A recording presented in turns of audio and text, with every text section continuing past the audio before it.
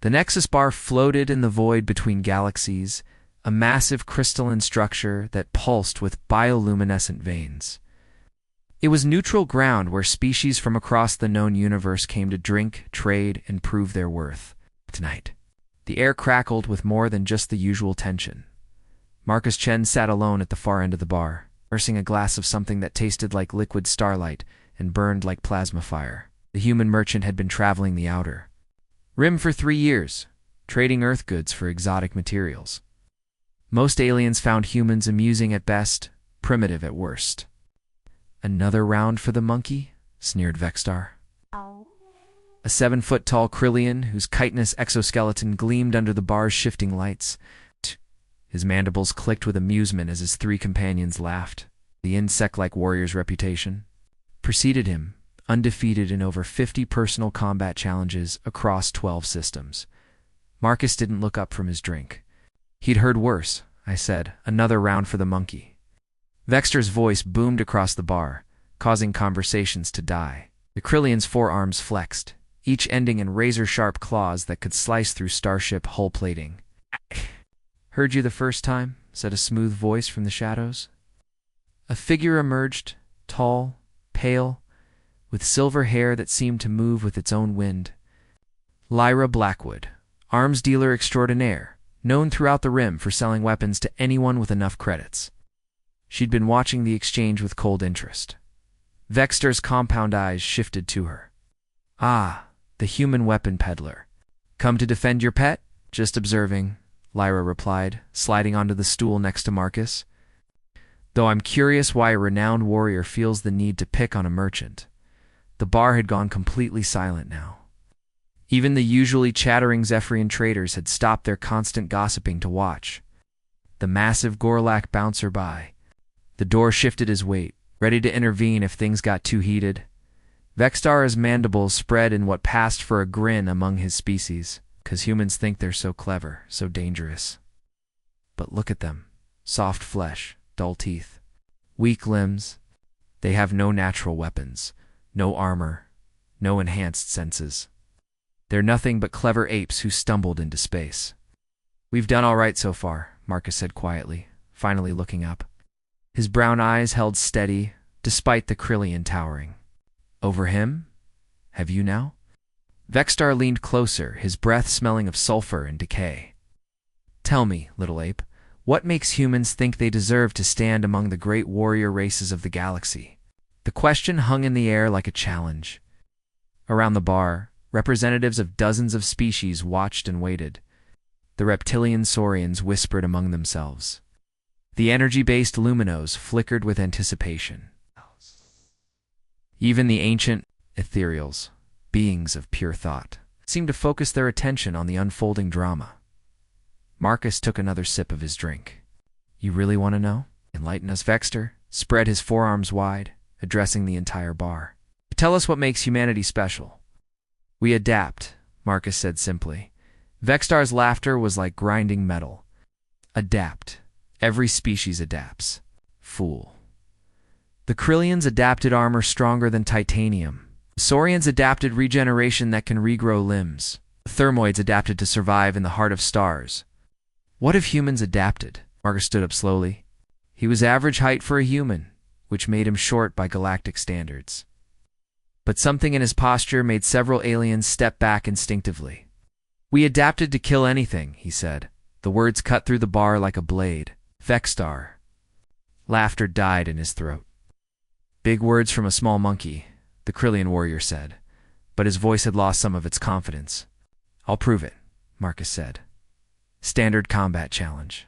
The winner takes the loser's ship and cargo." A collective intake of breath rippled through the bar.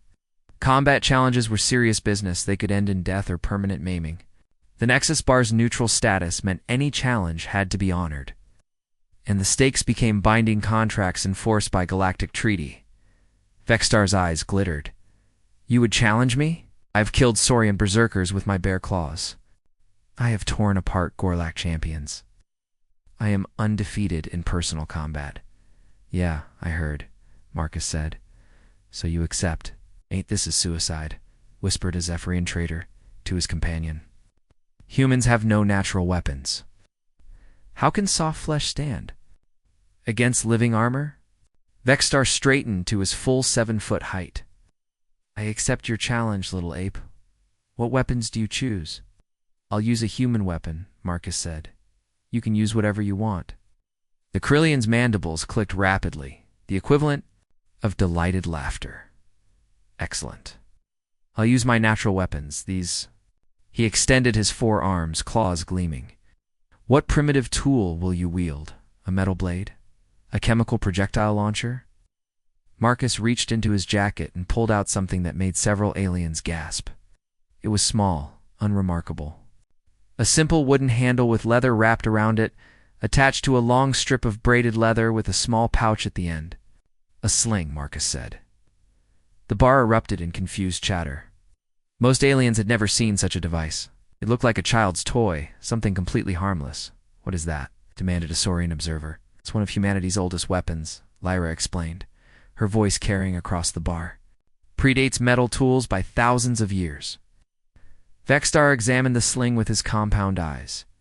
This is your weapon? It's a strip of animal hide? This strip of animal hide, Marcus confirmed. I don't understand, said Illuminos. It's energy form. Flickering with confusion, where is the power source? The ammunition storage? The targeting system? Marcus bent down and picked up a small stone from the decorative rock garden near the bar's entrance. Right here. The silence that followed was broken only by the gentle hum of the station's life support systems. You're going to fight me with? A rock and some leather? Vexstar's voice rose in pitch, his mandibles spreading wide with disbelief. The most primitive weapon in human history, Marcus said, loading the stone into the sling's pouch. No moving parts. No power source. No advanced materials. Just physics and practice. This is madness, breathed the Gorlak bouncer. This is humanity, Lyra said quietly. But everyone heard her. Hash hash, Chapter 2. The Physics of Death. A combat arena materialized around them as the bar's holographic systems activated. A transparent sphere, 50 feet in diameter, enclosed the fighters, its walls shimmering with energy barriers that could contain explosions powerful enough to crack asteroids. Outside the sphere, the bar's patrons pressed closer, their faces showing. Mixtures of excitement, confusion, and concern. Betting pools had already started among the more entrepreneurial species, while the odds were universally against the human.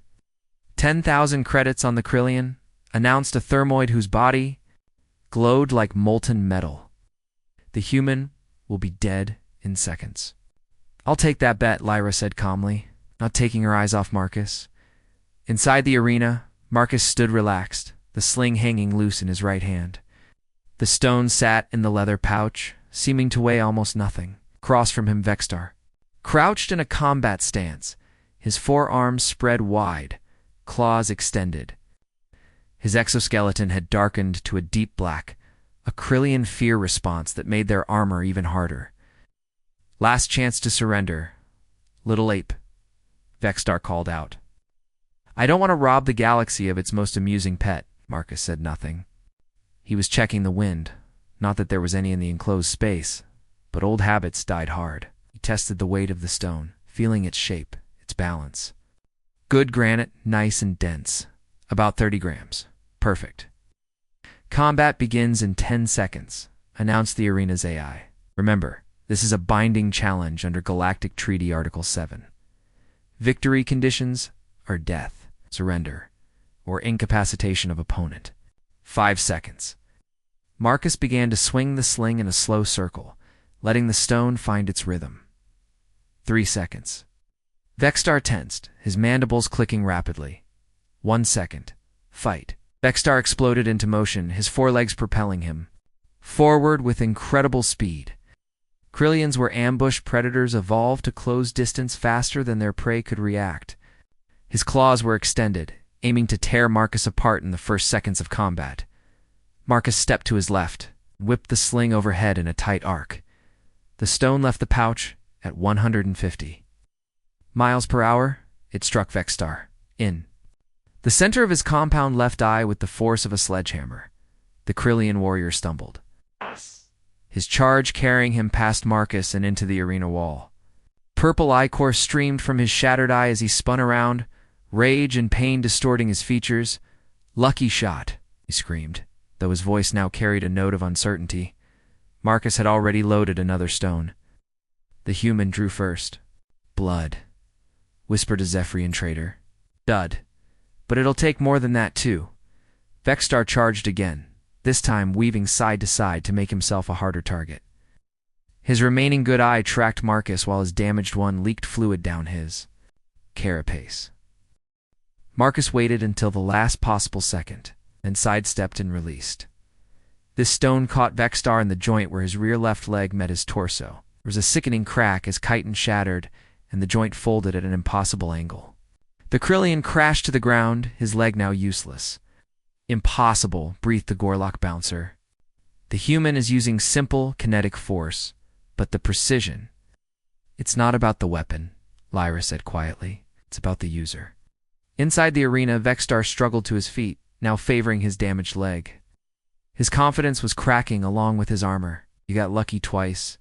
But you can't keep this up forever. When I reach you," the third stone took out his right antenna, spinning him around and leaving him partially blind and unable to sense electromagnetic fields. The fourth stone shattered his right front claw. The fifth stone cracked 2 ribs and sent him to his knees. Marcus loaded the 6th stone as Vexstar gasped for air, his mandibles clicking weakly. The proud warrior was now a broken, bleeding mess, and he hadn't landed a single blow on his opponent. "You want to know what makes humans special?" Marcus asked, his voice carrying clearly through the arena. "We're not the strongest. We're not the fastest. You don't have natural armor or claws or regeneration." He began to swing the sling again, the motion hypnotic in its simplicity. "But we're persistence hunters. We chase our prey until it collapses from exhaustion. We track wounded animals for days until they bleed out. We don't give up. We don't quit. We learn to kill everything we meet." The stone whistled through the air and struck Vexstar in his remaining good eye. The Krillian warrior collapsed completely, his body twitching as purple blood pooled beneath him. "Your natural weapons," Marcus continued, loading another stone. "Evolution gave them to you. Our weapons. We made them ourselves. Took rocks and sticks and leather, and we learned to kill things 10 times our size.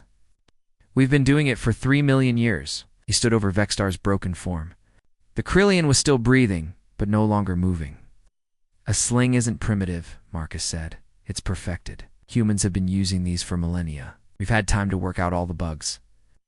The arena fell silent except for Vexstar's labored breathing. "Do you yield?" Marcus asked. I yield," Vexstar whispered, his voice barely audible. The arena's barriers dissolved, and Marcus stepped out to face a bar full of stunned aliens. Chapter 3. The revelation the silence stretched for what felt like eternity. Then, slowly, the implications began to sink in.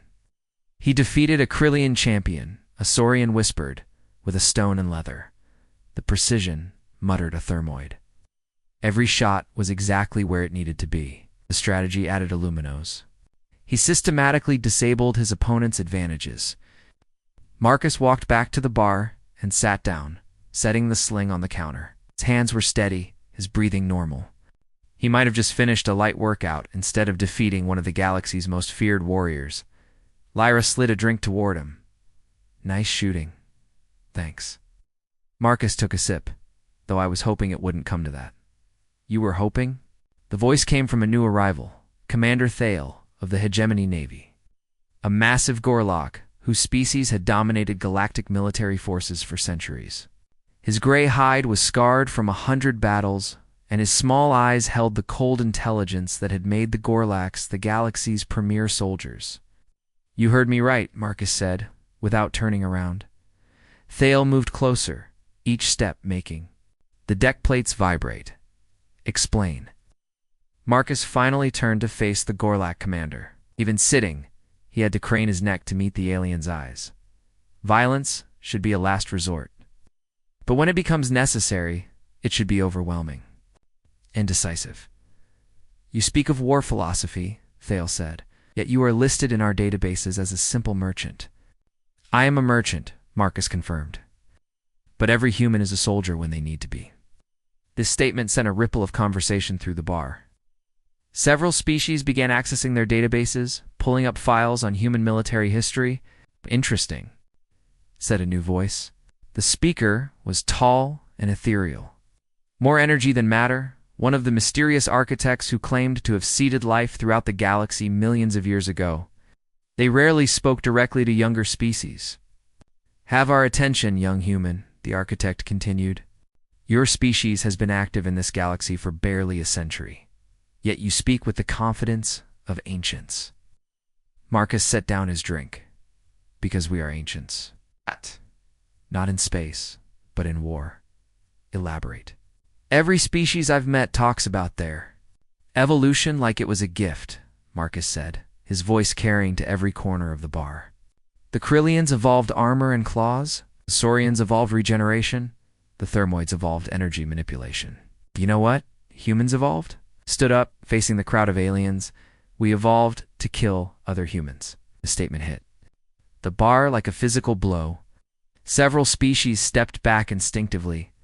Our homeworld had dozens of competing species of human-like creatures, Marcus continued. We survived by being better at warfare than our cousins. We drove the Neanderthals extinct. We outlasted the Denisovans, conquered every predator on our planet, including ourselves. He picked up the sling, letting its leather strips slide through his fingers.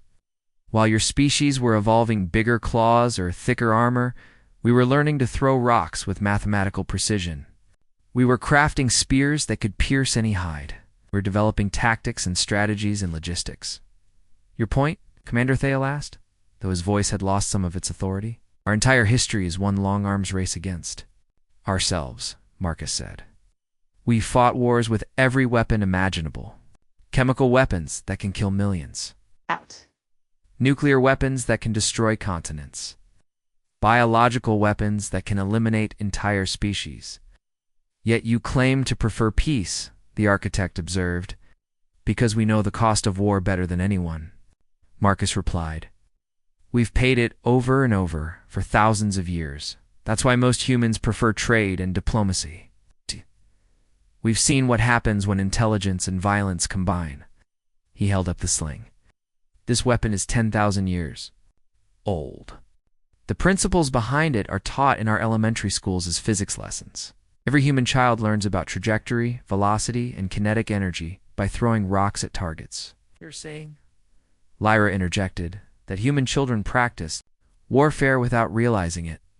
I'm saying human children develop skills that could make them soldiers if necessary. Teach them to think tactically through games. Teach them to overcome obstacles through sports. Teach them to compete.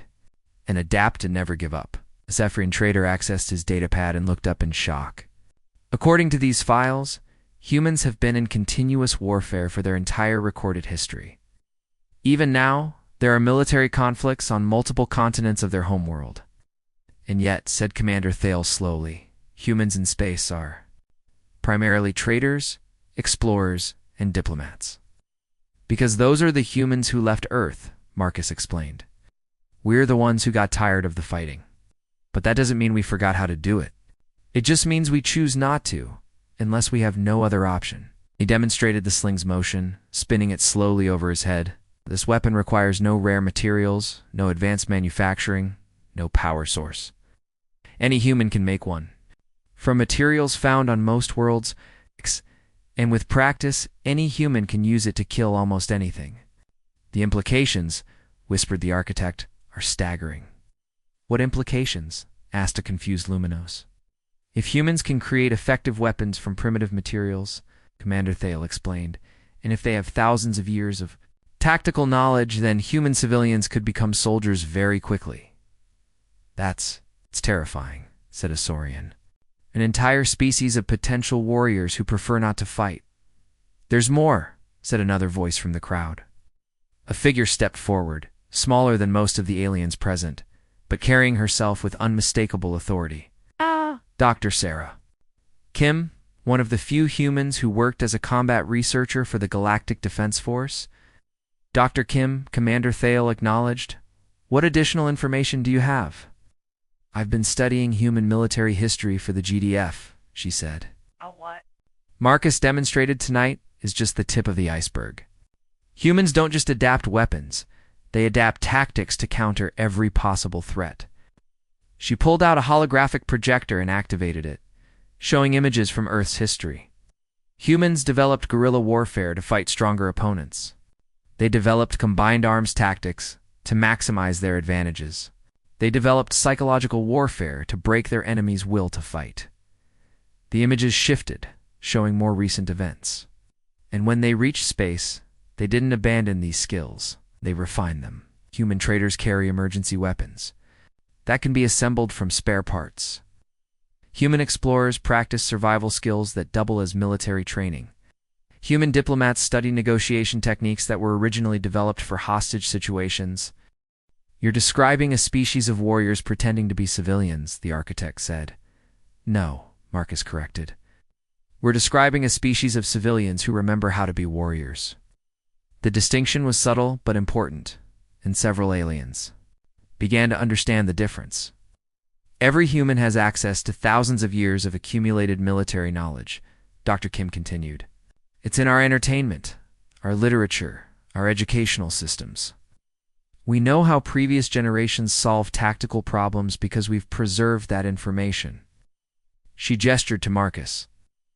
What you saw tonight was an exceptional skill for a human. It was basic competency with a fundamental weapon. Any human merchant, explorer, or diplomat could have done the same thing with sufficient motivation. The bar had gone completely quiet again. The implications were sinking in, and they were profound. How many humans are there in the galaxy now? Asked Commander Thale. About 50 million, Dr. Kim replied. Spread across thousands of worlds and stations. 50 million potential soldiers, the Gorlok commander mused. With intimate knowledge of every major trade route, defensive installation, and resource depot in civilized space, all you're starting to understand, Marcus said quietly. Chapter 4. The new paradigm, the revelation hung in the air like a change in atmospheric pressure. Conversations broke out in dozens of languages as representatives of various species tried to process what they'd learned. This changes everything, said a thermoid diplomat, her molten body flickering with agitation. If humans can become warriors at will, if they're distributed throughout our space with detailed knowledge of our infrastructure, they could cripple galactic civilization in weeks, finish a Saurian military attack, not through invasion, but through disruption of trade and communication networks. Assuming we wanted to, Marcus said calmly, which we don't. But you could, Commander Thale pressed. That's the point, isn't it? Humans have positioned themselves to be indispensable to galactic commerce, while simultaneously gaining the capability to destroy it. Lyra laughed, a sound like breaking crystal. You're all missing the real lesson here. All eyes turned to the arms dealer. She stood up from her stool and walked to the center of the bar, commanding attention through sheer presence. The lesson isn't that humans are dangerous, she said. The lesson is that you underestimated them. For 100 years, you've been treating humans like clever pets or amusing primitives. You've been so focused on what we don't have that you never bothered to understand what we do have. She gestured toward Marcus. One human with a stone and leather just defeated your supposedly unbeatable champion. Not through luck, not through trickery, but through skill and knowledge accumulated over millennia of warfare. And none of you saw it coming, because we were looking for the wrong things, admitted the architect. Evaluated human technology, human biology, human social structures. We never evaluated human potential. Exactly, Dr. Kim said. You cataloged our weapons and found them crude. You studied our anatomy and found it unremarkable. You analyzed our military forces and found them small. But you never considered our knowledge base, our adaptability, or our cultural relationship with conflict. A Zephyrian trader raised a trembling appendage. Are humans planning to conquer the galaxy? No, Marcus said firmly. We're not conquerors. We're survivors. There's a difference. Elaborate, requested the architect. Marcus picked up his drink and took a thoughtful sip. Conquerors seek to dominate others. Survivors seek to ensure their own continuation. Because we wanted to explore, to trade, to find our place in a larger universe. We didn't come looking for fights. But you were prepared for them, Commander Thale observed. We're always prepared for them, Marcus confirmed. Because in our experience, peace is temporary. Someone always breaks it eventually. The smart move is to be ready when they do. So what happens now? Luminos, whose energy form was flickering with uncertainty. Now that we know what humans are really capable of, nothing changes, Dr. Kim said. Humans will continue to be traders, explorers, and diplomats. We'll continue to prefer cooperation over conflict. We'll continue to work within the existing galactic framework, but added Marcus. Maybe now you'll treat us as equals instead of pets. The statement resonated through the bar. Several aliens exchanged glances, clearly reconsidering their assumptions about humanity's place in galactic society. The Hegemony Navy would like to invite human military advisors to study our tactical doctrines, Commander Thale announced. It seems we have much to learn. The Saurian Republic would be interested in cultural exchanges, added the military attach. We've clearly misunderstood human social dynamics. The Thermal Concordat wishes to renegotiate our trade agreements, said the Thermoid diplomat, with more equitable terms. One by one, representatives of major galactic powers began making overtures to the humans present. The balance of power in the bar had shifted dramatically in the space of a single combat challenge. This is fascinating, the architect mused. In one evening, humanity has gone from curiosity to respected power. Not primitive, Lyra corrected. Fundamental. There's a difference between primitive and perfected. A stone thrown by a skilled human is as deadly as any energy weapon. More deadly in some ways, Marcus added. Energy weapons can be blocked by shields, disrupted by countermeasures, or disabled by electromagnetic pulses. A rock doesn't care about your technology. Physics is universal. The conversation continued for hours, with aliens asking increasingly sophisticated questions about human capabilities, history, and intentions. Marcus found himself explaining everything from guerrilla tactics to psychological warfare to logistical planning as the evening wound down. Many of the alien patrons had left with new perspectives on humanity. The bar had returned to its normal volume, but the atmosphere had changed permanently. Interesting night, Lyra commented, settling back into her seat next to Marcus. More interesting than I planned, he admitted. I just wanted to drink in peace. Peace is overrated, she said with a grin. Besides, someone needed to educate these species about what humans are really capable of. Better they learn from a demonstration than from experience. True enough, Marcus finished his drink and stood up. I should head back to my ship. Early departure tomorrow. Where to next? The Rim territories. Apparently there's a trade dispute.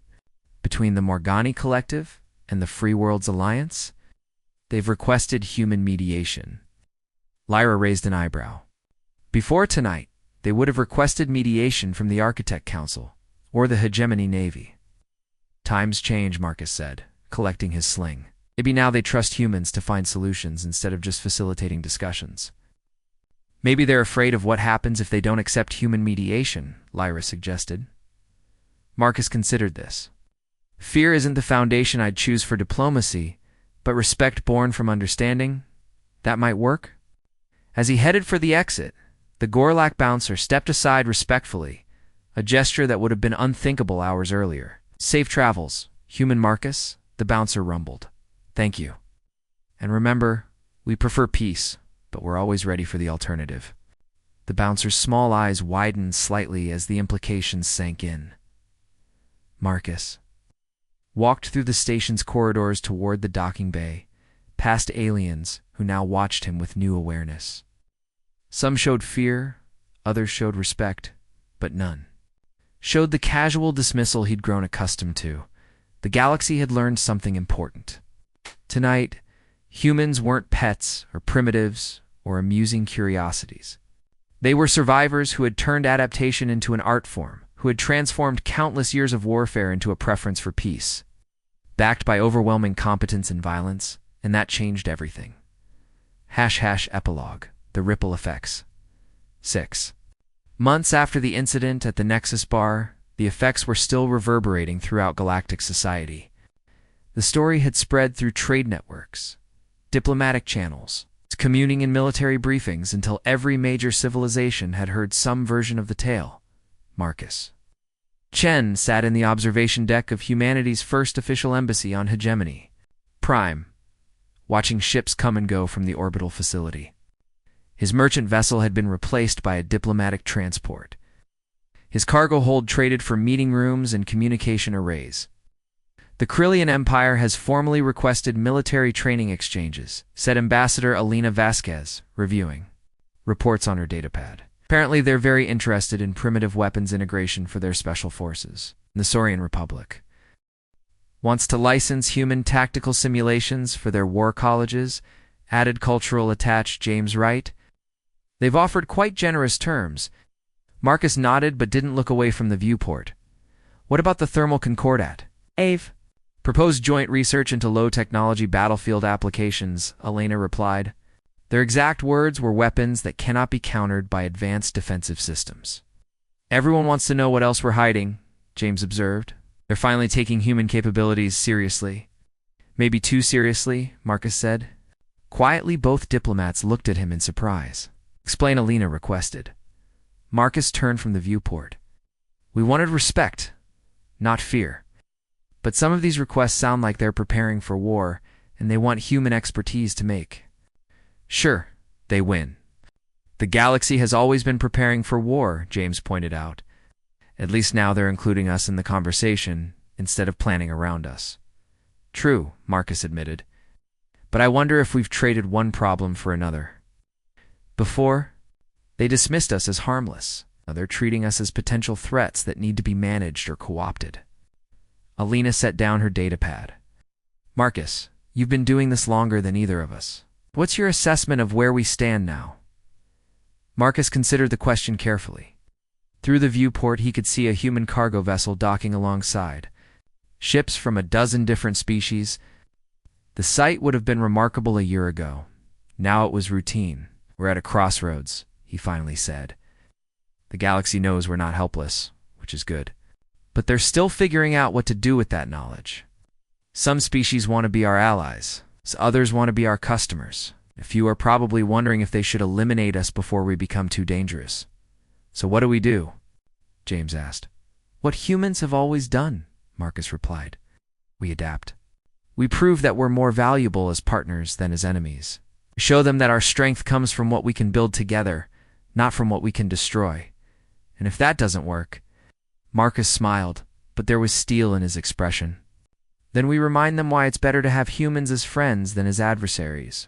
Soft chime indicated an incoming priority message. Alina activated the communication system, and the holographic image of Dr. Sarah Kim appeared. Ambassador, we have a situation developing in the Outer Rim, she reported. The Vorthan hegemony has declared war on the Altarian Federation. Both sides are requesting human military advisors. Advisors? For what purpose? Alina asked. The Vorthans want help developing unconventional warfare capabilities. The Altarians want assistance with defensive preparations against non-traditional threats. Reading between the lines? They're both terrified that the other side has recruited humans for combat roles. Marcus, Alina, and James exchanged glances. Neither side has recruited humans for combat, Alina said slowly. Have they? Not that we know of, Dr. Kim confirmed. But the rumors are flying faster than facts. Both governments seem convinced that human military knowledge could tip the balance of the conflict. This is what I was afraid of, Marcus said. We've gone from being ignored to being seen as potential game changers in every conflict. What are your recommendations? Alina asked Dr. Kim. We need to establish clear policies about human involvement. In alien conflicts, she replied, we need to do it quickly before someone makes assumptions that lead to a broader war. Agreed, Alina said. Draft a proposal for the Human Colonial Council. Emphasize our preference for mediation over participation, but make it clear that we won't be pushed around. Understood? Kim out. The hologram faded, leaving the three diplomats alone with their thoughts. 6 months ago, our biggest worry was getting fair prices for Earth coffee, James said wryly. Now we're trying to prevent galactic wars. Coffee thing was simpler, Marcus agreed. But this is more important. Alina stood and walked to the viewport, following Marcus's earlier example. Outside, the dance of interstellar commerce continued, but now it included humanity as a full partner rather than a curious observer. "Do you think we made the right choice?" she asked. "Revealing our capabilities, I mean?" Marcus joined her at the viewport. "I think we made the only choice we could. Eventually someone would have figured it out. It's better to control the revelation than have it forced on us. And now? How we prove that strength and wisdom can coexist. Show the galaxy that humans are dangerous enough to respect, but civilized enough to trust. And if we fail," Marcus touched the small leather pouch on his belt, a reminder of that night at the Nexus. "Barring the consequences of his actions. Then we adapt," he said simply. "It's what humans do." Outside the viewport, a formation of mixed-species patrol ships glided past the embassy. Human vessels flew alongside hegemony cruisers, Saurian frigates, and thermal energy constructs. It was a sight that would have been impossible before that night at the Nexus bar. The galaxy had learned that humans were more than they appeared. Now, it was humanity's turn to learn what they would become in response to that knowledge. The story of the primitive weapon that humiliated a champion was already legend. But the story of what humanity would do with their newfound status was still being written, and Marcus Chen, former merchant turned reluctant diplomat, was helping to write it one careful decision at a time.